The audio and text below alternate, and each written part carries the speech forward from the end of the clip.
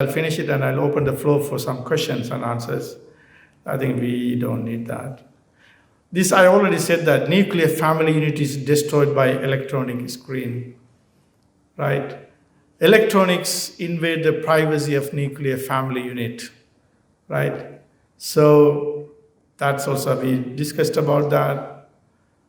Electronics steal the single most important tool of life, love, learning, reading. We don't read now, we don't read, our children don't read, right?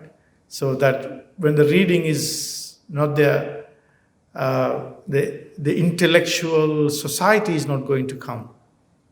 You see, I'm really amazed when we see that, the Quran, when Allah brought the Quran, brought the message, it didn't come as asking us to pray. That was not, go to Hajj or do Sadaqah, Zakat and all that. No, it didn't come like that. Actually, pray come 10 years after read. The message of Islam started with read. Read. Iqra. 10 years after that, the message came as, well, now it's time for you to pray. Right? 10 years after. So what we forgot is the first instruction, read. So that this is the most, the children, I think we need to get back to that. So we need to remove these things and read. See, there are the damage that the electronic screen brings, the celebrity culture, sex, right? All the programs, there is an underlying sex there, and gender equality. Girls are promoted as sex objects, and the marriage is destroyed, right? The beauty and the model culture, fashion culture is brought out. And also these sort of, good guys in these programs, the good guy will be having, the main actor will be the good guy. He will be drinking, smoking, having sex outside marriage, shooting, killing, but it's all considered normal activity by children, the unsuspected children, right? They see this is a good guy, the main character, but that is his behavior. Then they think that that's a normal behavior, that's a cool behavior. So they just follow that, right? And early exposure to sexuality, promiscuity, overstimulation, precocious puberty, these are all very common these days. Because why I'm saying is that I'm seeing these children.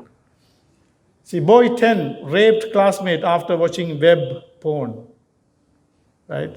It's a news. Boy 10. You know what is the lowest age rapist? What do you think is the age? What do you think is the lowest? Now, boy 10-year-old raped classmate. Okay, that's the news that you see. But what is the reported attempted rape? 4-year-old child. That tells me something else. Put it the other way. If a 4-year-old child can be a rapist on a negative side of stimulation, if you stimulate a positive side, that 4-year-old child can be a leader, an activist, a smart guy before he goes to school. There are children like that, right? Erratic bedtime shapes a child's bad behavior. One of the electronic problem at home, we all have the electronic screen. We watch until midnight or 12, 10 o'clock, and the bedtime, the sleeping is disturbed. When you watch the electronics, the blue tone light comes through that.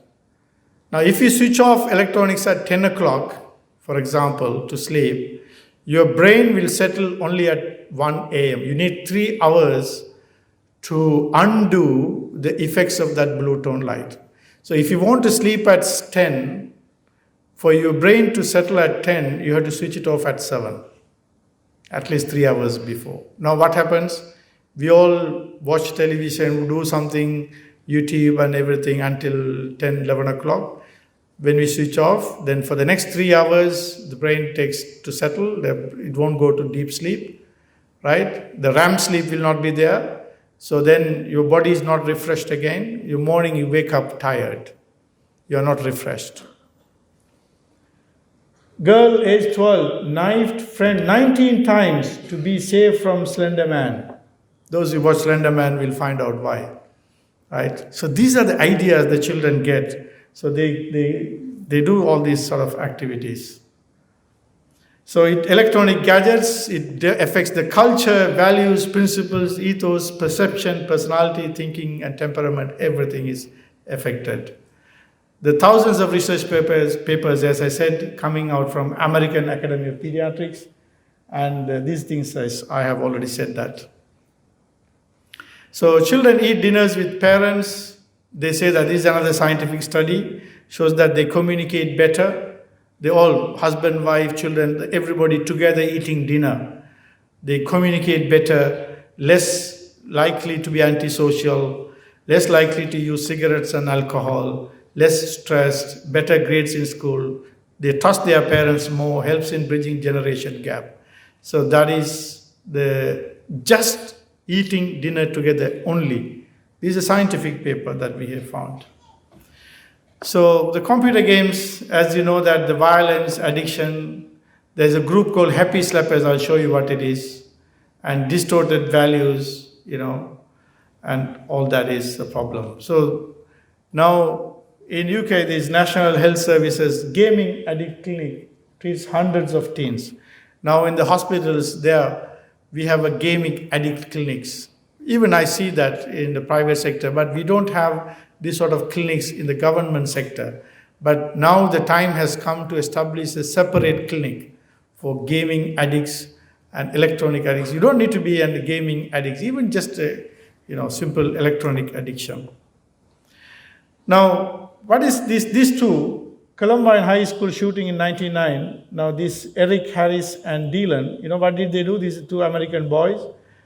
They killed 13 people and injured 23 before committing. Both of them committed suicide. They killed. It was a mass shooting. What happened was they enjoyed video game called Doom before the carnage. So after this incident, they went to their room, these two friends. The video game, the program Doom was playing in their laptop. So they, inspired by the video game, they went and killed. Now there's another called the Happy Slapper. Now this is a Bangladeshi man, he's a Muslim man. This is a girl at that time was 3 years old. I think this is a grandfather, right? So this man with this child, he went to a place called Tooting in UK. There's a madrasa there. There's a masjid and a madrasa. So after madrasa, this grandfather was going with this 3-year-old child, standing in the bus stand, waiting for the bus to go home with this 3-year-old child. A group of young boys and girls, they came and slapped this young father. Sorry, not that, this old grandfather, slapped him, just slapped him, right? They don't know who is he. He doesn't know who they were. They just slapped him.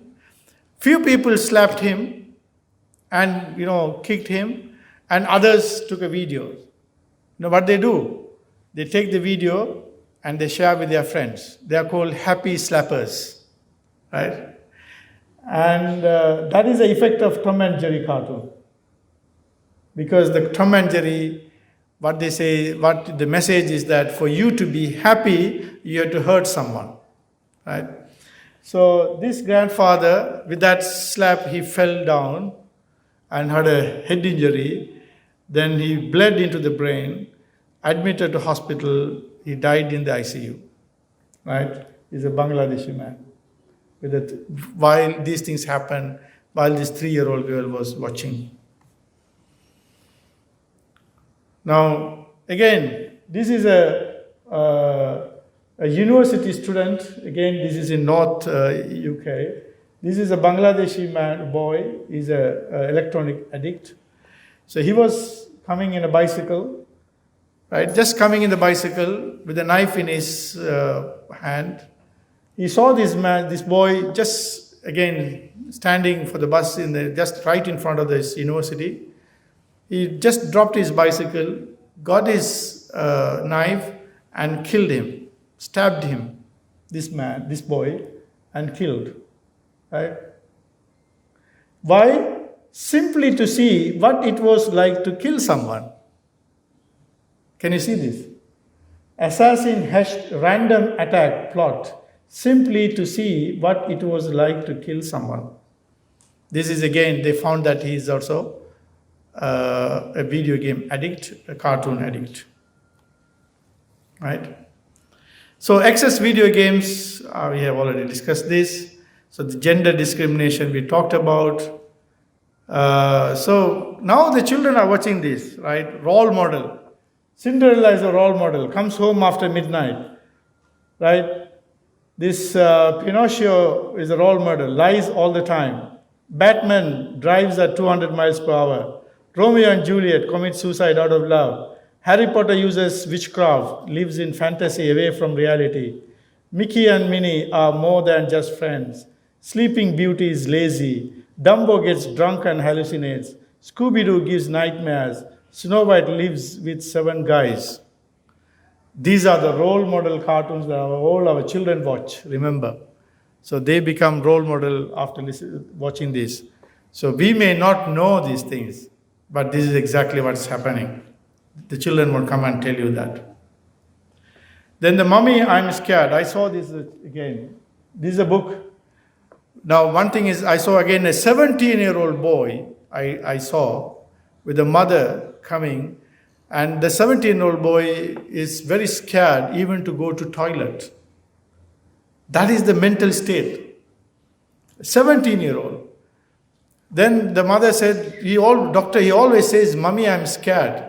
Then actually in my handbag, I had that book called, this book I had, Mummy, I'm Scared. This is a book. This is the effects of electronic addiction. They become very scared. 17 years. You are supposed to go and land in the moon at 17 years. That is the world we are living now. Scientific, advanced world. But this 17 years old is scared even to go to toilet in their home. The post-traumatic stress disorder is again part of this problem. So what we can do, some steps, so move to less prominent place. Don't keep the TV and things in the prominent place in the front of your house or in your front of the main rooms, right? No electronics in bedrooms, on children's room. No electronics during mealtime, only dialogues during the mealtime. Be positive, change from you can't hook to electronics. Let's say, let's turn off the electronics so we can play hide and seek. You can't just tell the child, don't watch electronics. It should be a common, everybody, we all should involve in that. Home rules incorporate electronics, right? Never during quality time. Screen-free days, school nights, no screens. Electronics viewing, never a reward. Electronics-free quality time. So these are a few ideas that what we can do. Now, I think we discussed this. I think, yeah, I'll go for, there are problems with eyes. We discussed that brain. I discussed that brain and mood. We talk about that. So this I wanted to tell you. There are global game market is nearly $1 trillion. $100 billion industry, right? So this is why it's a problem, because this is the global game market value. So do you think that this $100 billion industry will just stay behind? No, they will promote. They want the business.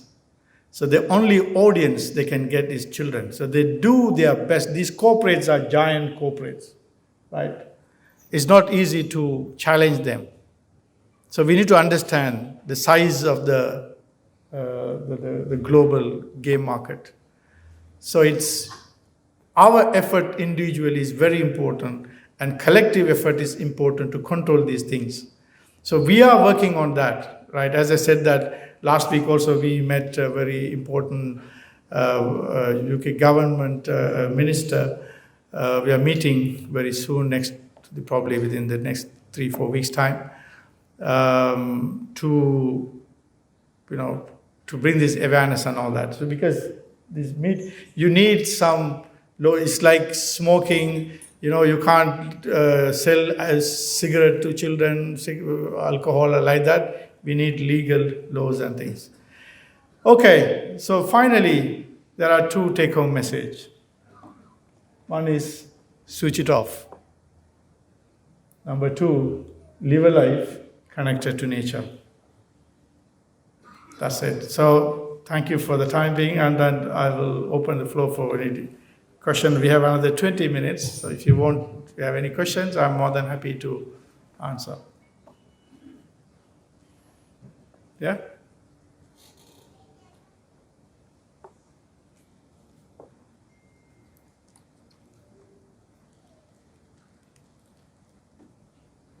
Yes, brother. Yeah, you can talk. I can hear. Islam.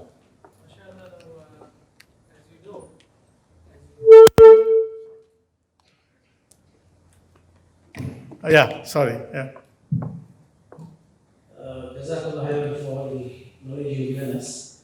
In regards to the cartoons and all the things you mentioned, there are many subliminal messaging that influence people, especially in regards to sexual references, and we suppose there are many ways of controlling the mind. Now, you coming from the UK with all the agenda of the world order, regards to LGBTQ++, whatever, and teaching the children from very young age, even the age of 2 or 3, and even at school, and the hidden agenda behind it, very well. And this is also even brought to Sri Lanka as very much, and publicly mentioned that how early this could be taught. So this is actually a huge force that we are dealing with. Yes. And this is going to come and to handle how to plan to handle all this very good together. Yeah. And the question is actually very broad. Accordingly, what else? Yes, brother. I get your point, right? This LGBTQ and these problems are coming up, and even it's a global agenda for that. But as I said, but although I live in UK, but I live in both places, not exclusively in UK. Out of that, I've in both places almost 10 years there and 10 years here for the last 20 years. So yes, this LGBTQ agenda is, again, just like I showed you the game industry, the LGBTQ agenda is driven by fashion industry, right? The fashion industry wants to sell their clothes, and the only way now they wanted to create a market for to market their unisex clothes, right? So the only way to get it done properly is to create a customer. How you create a customer by LGBTQ as agenda, right? And make it a fashion. Now it is becoming a fashion to talk about that, right? Now it is like, this before 1940s, there was the concept of teenagers came during 40s. Because before that, the concept was like what is the Islamic concept is, there's no teenager concept, there's no adolescent concept in Islam. It's either you are a child, once you mature, you become an adult. So that is very powerful concept, because you are a child, once you mature, you become an adult. That means you have all the responsibilities of adult. There's nothing called juvenile court in Islam. Either you have a child who is not responsible, or you have an adult who is responsible and you go to the court or prison or whatever. So the teenager is a social construct. It's not it's not like child, adolescent, child and adult. The teenager was a social construct built during Second World War and after that. It remains now. Before that, that concept was not there.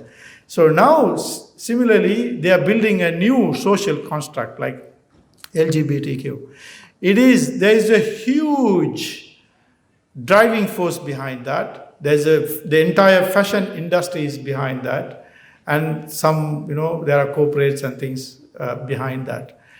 So this is coming to schools and all these things, and how do you challenge them? It has gone to such an extent that children are now being confused. Even some people say, even the doctors say that you can't call, at the time of birth, you can't call a child male or female, right? You should not call them a male or female. You have to wait until the child grows and decide what they want to be. They think that the sex is different from gender. That means you can have a male structure and a female structure. That is your sex, either male sex or female sex. But you can be a male sex, can be a female gender. A female sex can be a male gender. That's what they say. It's confusing, isn't it? Right. But that's what they say. So therefore, you cannot name a child. You can tell that child is he or she. Right? Now, you see, the world has gone so crazy on this.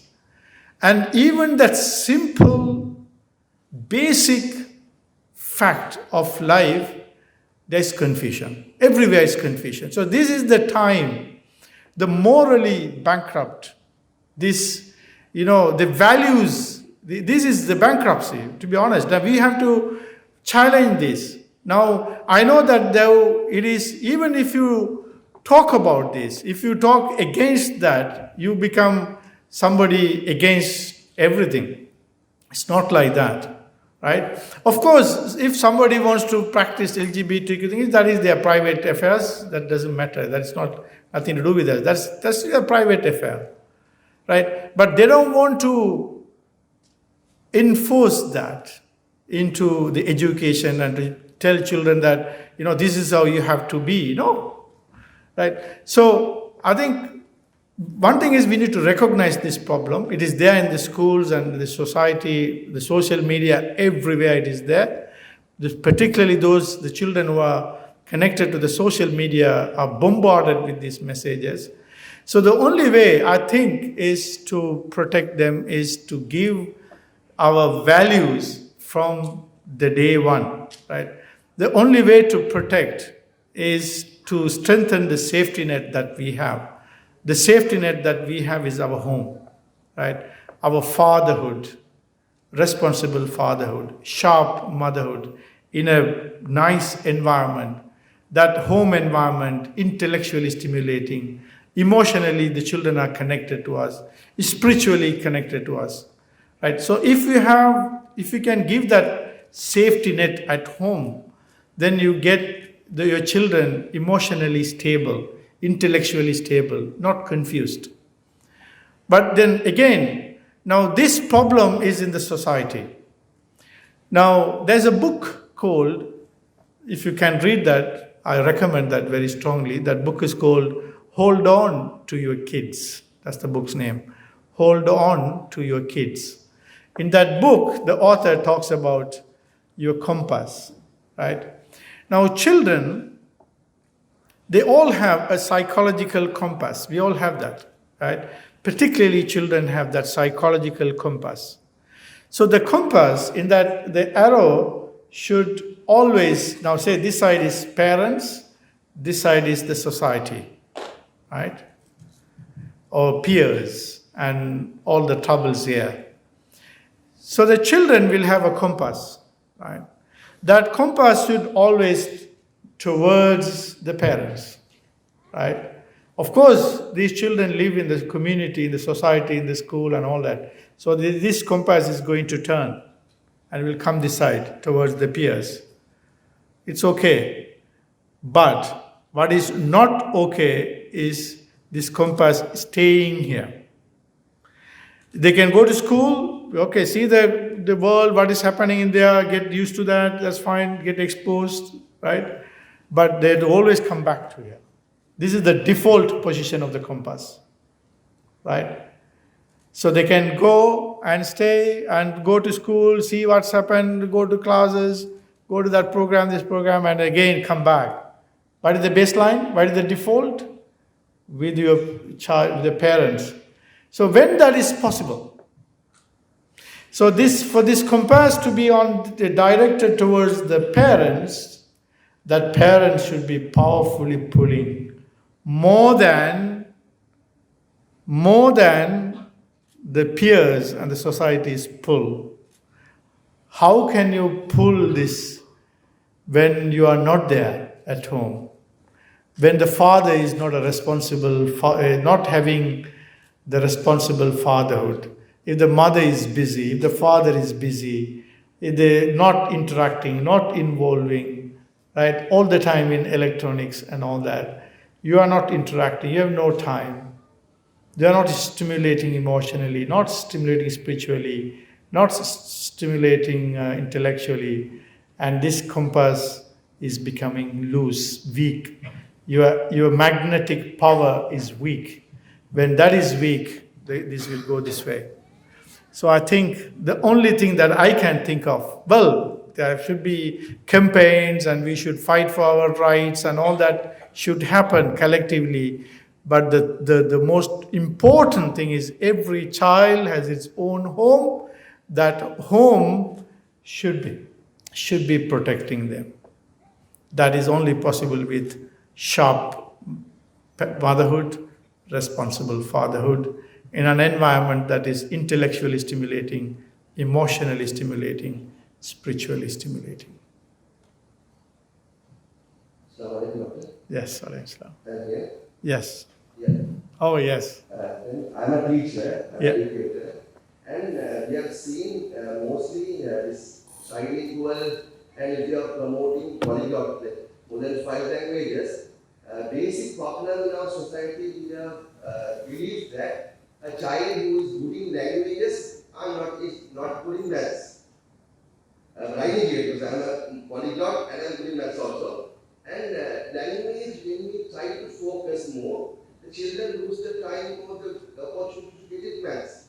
How can we get this multilinguality to increase their intellectuality by this to managing maths and science and other subjects?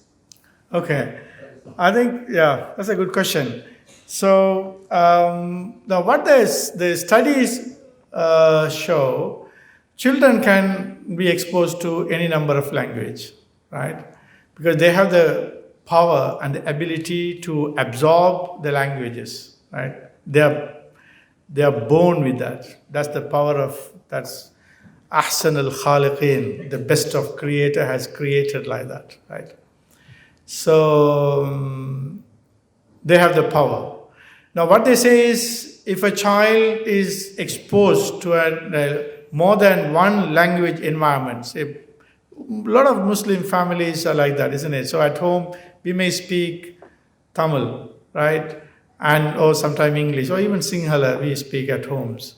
And children go to English medium school or Sinhala medium school. So generally we are exposed to at least 3 languages at home. So can we speak 3 languages at home while the child is growing up? Yes, the answer is yes. Now what the science say, the studies say, shows, many studies have shown that when a child is exposed to more than one language, there can be a delay of about 6 months to 1 year. There can be delay in acquiring all languages, but the child will finally get the language.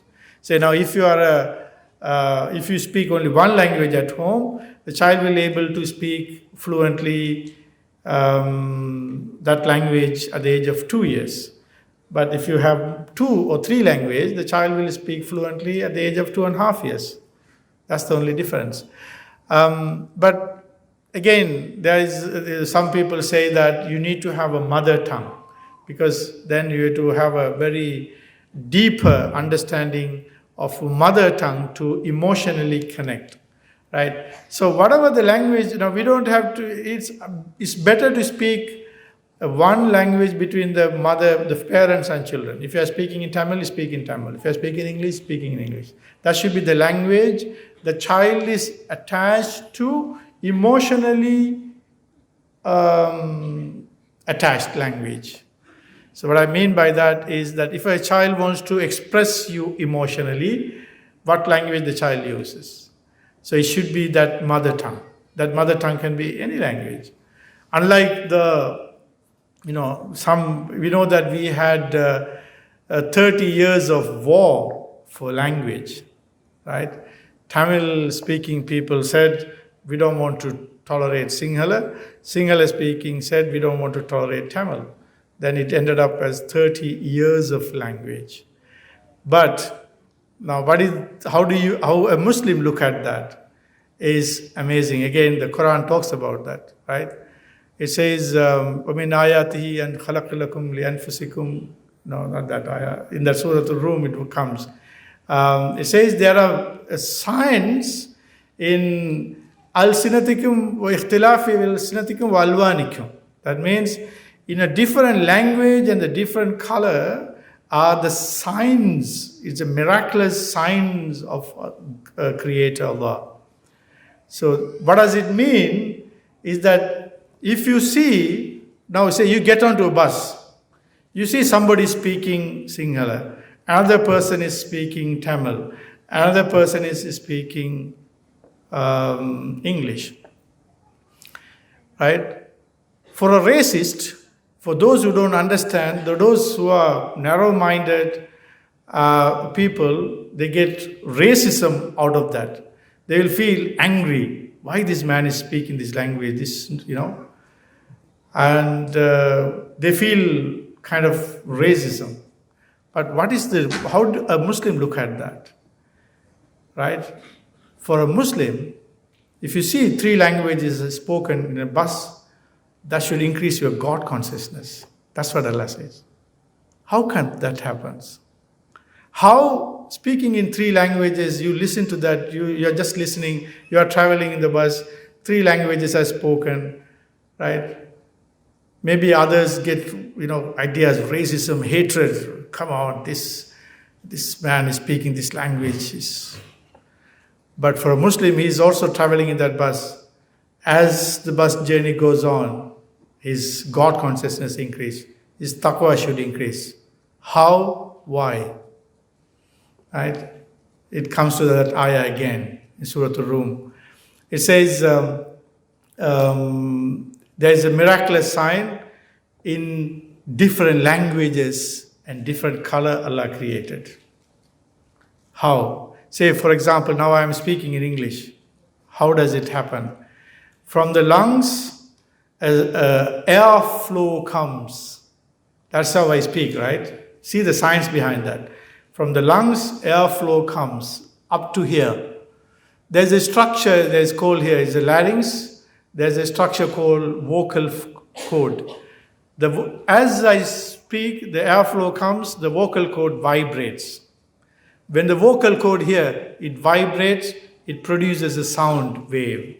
So up to here, it is the airflow. From here to the mouth, it's a sound wave. In the sound wave, in the mouth, the sound wave is converted to words. So your mouth is a word factory. The 2 things that is used in that factory, one is your tongue and your lips. This again, Allah talks about that in another ayah, right?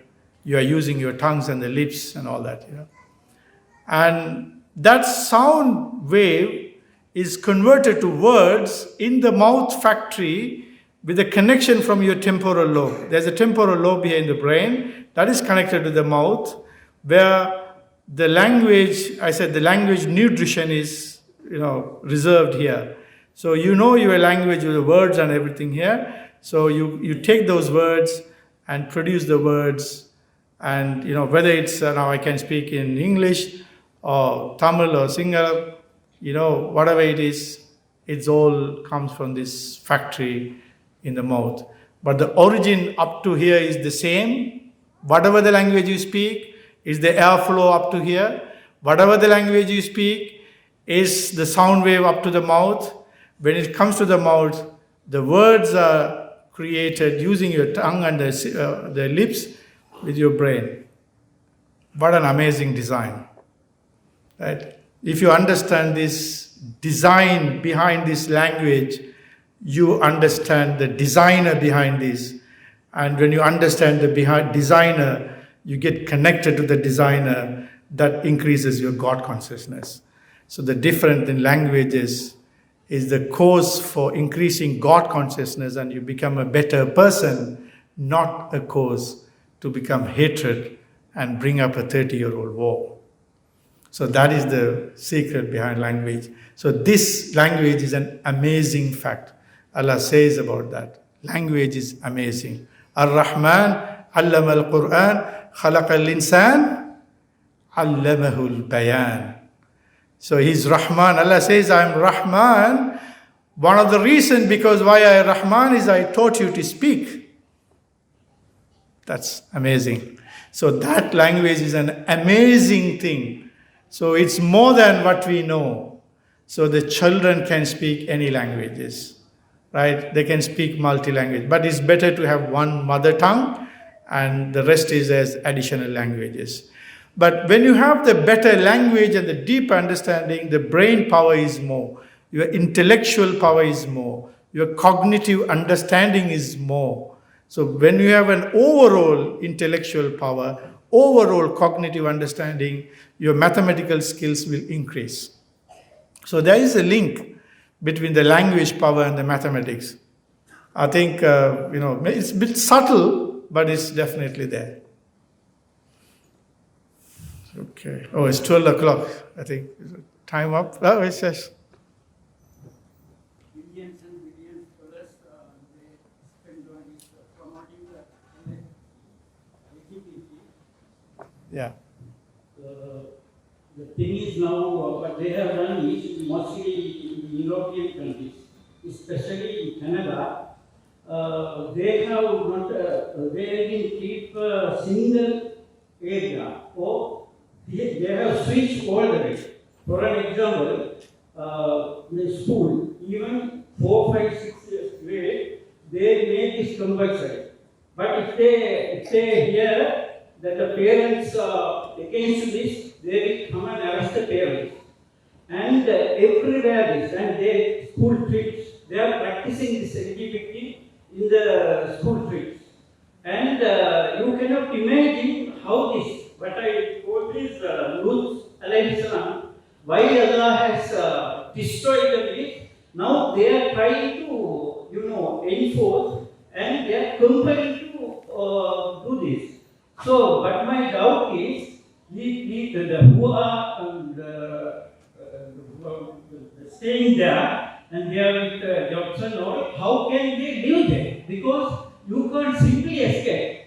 In Canada, they keep races fully nude, and those things only they are promoting.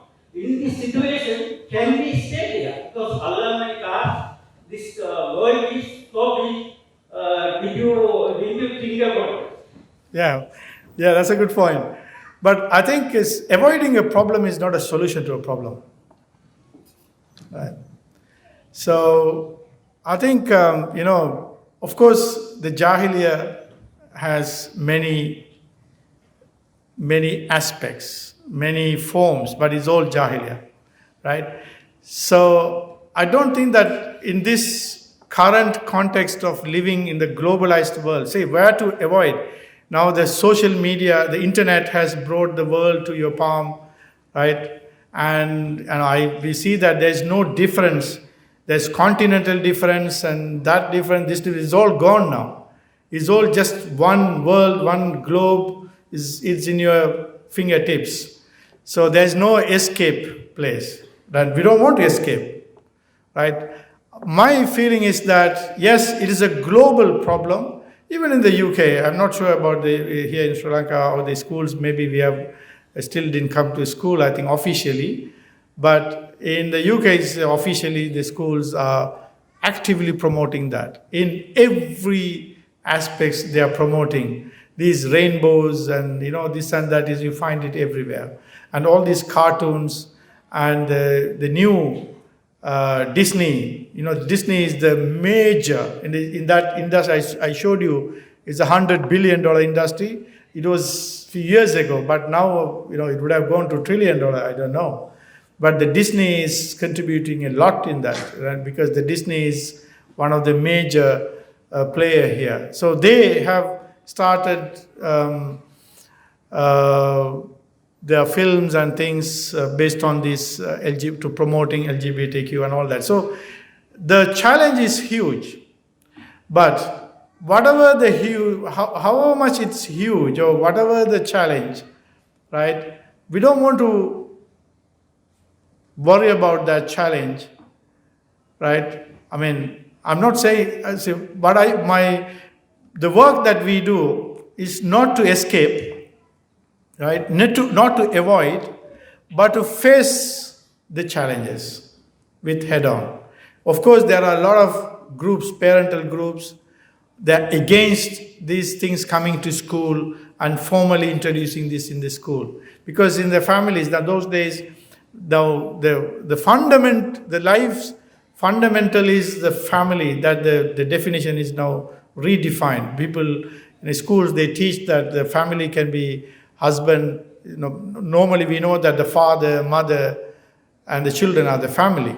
But now you can have a father and father that can be family, a mother and the mother that can be a family, mother and the father that can be a family too. This is what they're teaching now, officially teaching, right? So how do you challenge this is that one thing is we need to have the parents group, and as you said, in the UK there are lots of parental group in all faith, not just Muslims, the Christian faiths or all other faiths, also they all got together and they are fighting against that.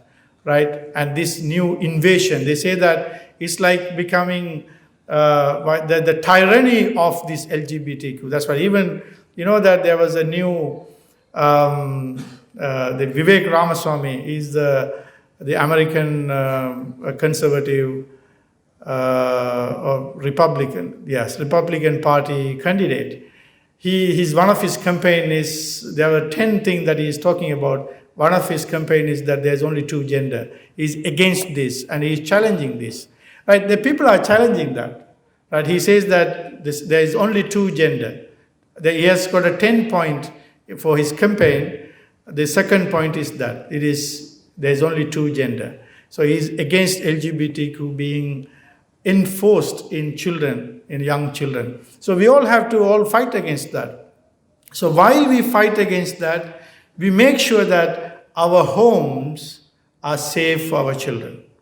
As long as the safety net in our home is strong and there's no holes in that, our children are safe. When each and every family is building their own safety net and keeping their children safe, the community is safe. So we have to have two things here. One is to make sure that our nuclear family unit is emotionally, intellectually, and spiritually energized, empowered with the safety net. At the same time, collectively, we all have to fight together with using these platforms, the community platforms like this, the platform that we have, right? So we have to be very vocal, and we have to go to schools and other places and talk about this. Right? So we don't want to just go with the flow. No, we can always stand up and say it is wrong. Because by the time they realize that this is wrong, 20 years of 30 years of life will be destroyed. So what's going to happen? In future, the birth rate is going to come down, right? And the human resources are not going to develop. So when there is there will be a negative growth, right? Population growth, that will going to affect the economy. I say what happened in China. Those days, China didn't allow to have more than one child. But China is developing so fast, they need more people now. Right? In spite of the fact that they have more than 1 billion people there, they want more. So now they have relaxed. See, similarly, by the time they realize it, it will take time. But I hope that it is, we can't escape and we should not escape. We have to face these challenges head on. while collectively we have to face that while we keep our home environment safe for our children.